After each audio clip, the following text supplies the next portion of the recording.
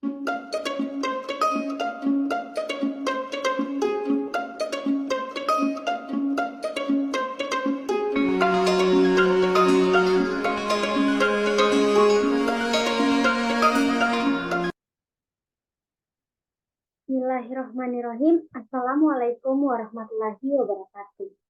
Salam sejahtera untuk kita semua. Pertama-tama saya mengucapkan terima kasih banyak kepada Bapak dosen Dr. Insinyur Laode Muhammad Nur Rahman Arsyad STMT IPM ASEAN selaku dosen pembimbing mata kuliah prasarana transportasi. Sebelumnya, perkenalkan nama saya Nur Afifah dengan NIM E1A121049. Saya adalah salah satu mahasiswa teknik sipil Universitas Haloleo. Di sini, saya akan mempresentasikan tentang prasarana transportasi, khususnya prasarana transportasi darat. Baik, langsung saja. Untuk definisi, transportasi merupakan bagian dari integral dari suatu fungsi masyarakat. Ia menunjukkan hubungan yang sangat erat dengan daya hidup, jangkauan dan lokasi kegiatan yang produktif, dan barang-barang serta pelayanan yang tersedia untuk dikonsumsi. Perkembangan transportasi saat ini meningkat dengan pesatnya. Peningkatan ini seiring dengan perkembangan jumlah penduduk serta semakin meningkatnya pemilikan kendaraan. Lalu, apa sih pengertian serta contoh dari sarana dan prasarana transportasi di Indonesia? Perlu kita ketahui bersama, dalam transportasi yang dimaksud dengan sarana adalah segala sesuatu yang digunakan agar dapat mencapai tujuan atau lokasi yang diinginkan. Titik contohnya adalah bus, kereta, mobil, sepeda motor, sepeda, pesawat, becak, dan jenis kendaraan lainnya. Penggunaan sarana kendaraan akan memudahkan manusia untuk melakukan aktivitasnya ketimbang harus berjalan kaki. Selanjutnya, untuk prasarana itu sendiri adalah fasilitas penunjang agar sarana yang digunakan dapat memiliki fungsi masing-masing. Jika prasarana tidak tersedia, maka keberadaan sarana akan sia-sia. Contohnya adalah rambu lalu lintas, jalan raya, trotoar, dan lain sebagainya. Apa sih perbedaan antara sarana dan prasarana? Perbedaan antara sarana dan prasarana itu sendiri tidaklah terlalu signifikan, karena hanya terletak pada manfaat penggunaannya. Sarana dan prasarana unsurnya tidak dapat dipisahkan antara yang satu dengan yang lainnya karena memiliki keterkaitan yang sangat penting untuk mencapai suatu keberhasilan yang akan diinginkan. Dapat dikatakan, suatu proses yang telah direncanakan tidak akan dapat berhasil seperti yang diharapkan apabila fasilitas penunjang yang digunakan tidak memadai atau tidak bersedia. Selanjutnya, prasarana transportasi darat ini sendiri dibagi menjadi 3. Jenis-jenisnya. Yang pertama yaitu jalan, yang kedua jembatan, dan yang ketiga terminal. Baik, di sini saya akan menjelaskan satu persatu. Yang pertama yaitu jalan. Jalan adalah prasarana transportasi darat yang meliputi segala bagian jalan, termasuk bangunan pelengkap dan perlengkapannya yang diperuntukkan bagi lalu lintas yang berada pada permukaan tanah, di atas permukaan tanah, di bawah permukaan tanah dan atau air, serta di atas permukaan air, kecuali jalan kereta api, jalan lori, dan jalan kabel. Ini terdapat pada Peraturan Pemerintah Republik Indonesia Nomor 34 Tahun 2006 tentang jalan. Jalan sendiri umumnya dibagi beberapa bagian meliputi jalur lalu lintas, bahu jalan, trotoar, median, saluran samping, kerep, dan pengaman tepi, serta rambu lalu lintas.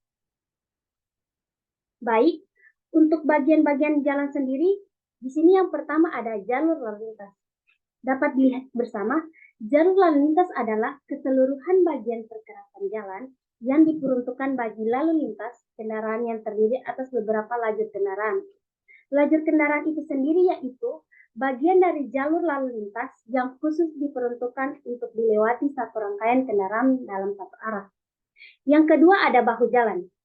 Bahu jalan adalah jalur yang terletak berdampingan dengan jalur lalu lintas yang berfungsi sebagai ruang untuk tempat berhenti sementara kendaraan yang mogok, ruang untuk menghindarkan diri saat-saat darurat, memberikan kelegaan pada pengemudi, memberikan sokongan pada konstruksi pekerjaan jalan dari samping, serta ruangan untuk lintasan kendaraan-kendaraan patroli, ambulans yang sangat dibutuhkan pada kendaraan darurat seperti terjadinya kecelakaan. Yang ketiga yaitu trotoar. Trotoar merupakan jalur pejalan kaki yang umumnya sejajar dengan sumbu jalan dan lebih tinggi dari permukaan jalan. Untuk menjamin keselamatan pejalan kaki yang bersangkutan, ini terdapat Direktorat Bina Marga 2005. Perlu tidaknya trotoar tergantung dari volume pedestrian dan volume lalu lintas pemakai jalan tersebut. Yang keempat adalah median. Median adalah jalur yang terletak di tengah jalan untuk membagi jalan dan masing-masing arah.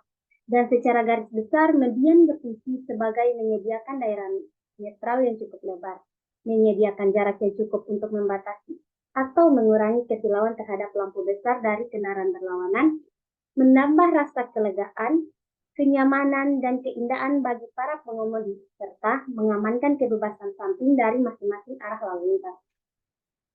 Selanjutnya yang kelima yaitu saluran samping.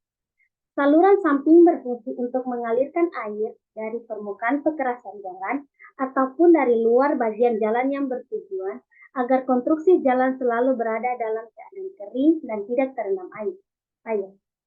Menurut Henderson tahun 2000 menyebutkan bahwa penyebab kerusakan konstruksi jalan raya langsung maupun tidak langsung disebabkan oleh air yang erat hubungannya dengan hidrologi dan sistem drainase jalan. Selanjutnya yang keenam yaitu kerep. Kerep adalah penonjolan atau peninggian tepi pekerasan atau bahu jalan yang terutama dimaksudkan untuk keperluan drainase, mencegah keluarnya kendaraan dari tepi pekerasan, dan memberi ketegasan tepi pekerasan. Berdasarkan fungsi dari kerep, maka kerep dapat dibedakan atas kerep peninggi, kerep penghalang, kerep berparit, dan kerep penghalang berparit. Selanjutnya yang ketiga itu pengaman tepi. Pengaman tepi ini bertujuan untuk memberikan ketegasan tepi badan jalan. Jika terjadi kecelakaan, dapat mencegah kendaraan keluar dari badan jalan. Umumnya dipergunakan di sepanjang jalan yang menyusuri jurang, pada tanah timbunan dengan tikungan yang tajam, pada tepi-tepi jalan dengan timbunan lebih dari 2,5 meter, dan pada jalan-jalan dengan kecepatan tinggi. Yang kedelapan, rambu lalu lintas. Rambu lalu lintas adalah salah satu dari perlengkapan jalan berupa lambang, huruf, angka, kalimat, dan atau perpaduan diantaranya sebagai peringatan, larangan, perintah, atau penunjuk bagi pemakai jalan. Yang kedua ada jembatan. Kita tahu bersama jembatan merupakan struktur yang dibuat untuk menyeberangi jurang atau rintangan seperti sungai, rel kereta api, ataupun jalan raya. Jembatan dibangun untuk penyeberangan pejalan kaki, kendaraan atau kereta api di atas halangan. Jembatan juga merupakan bagian dari infrastruktur transportasi darat yang sangat vital dalam aliran perjalanan. Jembatan sering menjadi komponen kritis dari suatu ruas jalan karena sebagai penentu beban maksimum kendaraan yang melewati ruas jalan tersebut. Jembatan sendiri memiliki sejarah. Sejarah jembatan pertama dibuat dengan titian kayu untuk menyeberangi sungai. Ada juga orang yang menggunakan dua utas tali atau rotan yang diikat pada bebatuan di tepi sungai. Seterusnya, batu tetap digunakan, tetapi hanya sebagai rangka. Jembatan gerbang berbentuk melengkung yang pertama dibuat semasa zaman Kekaisaran Romawi, dan masih banyak jembatan dan saluran air orang Romawi yang kita kenal hingga hari ini. Orang-orang Romawi juga mempunyai pengetahuan untuk mengetahui perbedaan kekuatan bebatuan yang berbeda. Jembatan bata dan mortar dibuat pada zaman Kaisaran Romawi karena sesudah zaman tersebut teknologi pengetahuan telah hilang. Pada zaman pertengahan, tiang-tiang jembatan batu biasanya lebih besar sehingga menyebabkan kesulitan pada kapal-kapal yang lalu lalang di sungai tersebut. Nah, selanjutnya yaitu jenis-jenis dari jembatan. Jenis-jenis jembatan bisa dikategorikan berdasarkan kegunaannya maupun struktur penopangnya. Dan di sini yang pertama yaitu dari segi kegunaan. Suatu jembatan biasa dirancang sama untuk kereta api, untuk pengguna jalan raya, atau untuk pejalan kaki.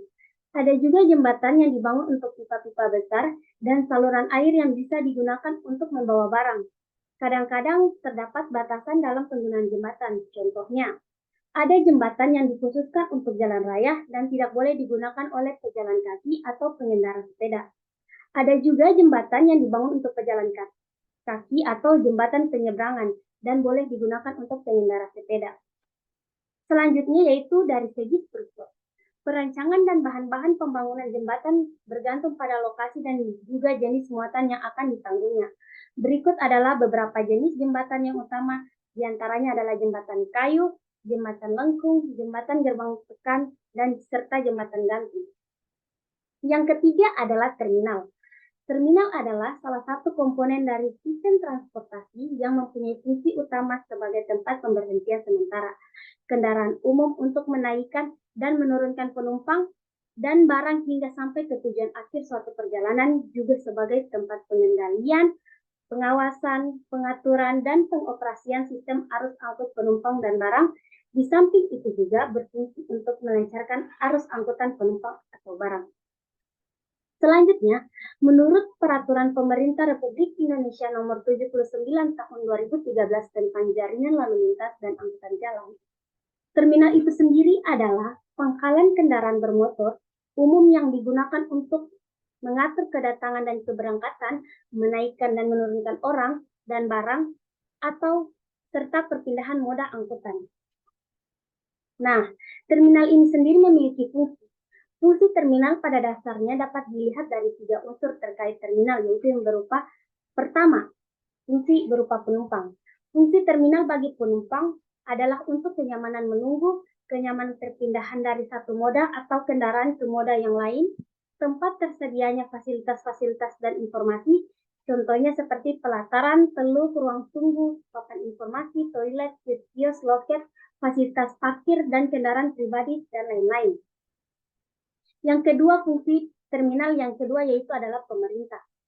Fungsi terminal bagi pemerintah adalah dari segi perencanaan dan manajemen lalu lintas untuk menata lalu lintas dan menghindari kemacetan, sebagai sumber pemungutan retribusi, dan sebagai pengendali arus angkutan umum. Yang ketiga, fungsinya sebagai operator angkutan umum. Fungsi terminal sebagai operator angkutan umum adalah untuk pengaturan pelayanan operasi angkutan umum, penyediaan fasilitas istirahat dan informasi bagi awak angkutan umum, dan fasilitas pangkalan. Nah, untuk terminal itu sendiri memiliki jenis-jenis. Menurut Departemen Perhubungan tahun 1996, terminal dapat dibedakan berdasarkan jenis angkutan yang digunakan, yaitu berupa yang pertama, terminal penumpang. Terminal penumpang adalah terminal untuk menaikkan dan atau menurunkan penumpang. Yang kedua, terminal barang atau kargo. Terminal barang atau kargo adalah terminal untuk perpindahan atau bongkar muat barang dari moda transport ke moda transport yang lainnya. Yang ketiga yaitu terminal khusus. Terminal khusus adalah terminal yang dipengaruhi oleh sifat-sifat barang yang diangkut. Yang keempat yaitu terminal truk. Terminal truk adalah terminal yang sesuai dengan kebutuhannya, dinyatakan dengan jumlah truk yang dapat diparkir atau menunggu dalam satuan waktu. Mungkin itu saja presentasi dari saya, kurang dan lebihnya mohon dimaafkan. Saya akhiri dengan ucapan wabillahi taufiq wal hidayah. Wassalamualaikum warahmatullahi wabarakatuh.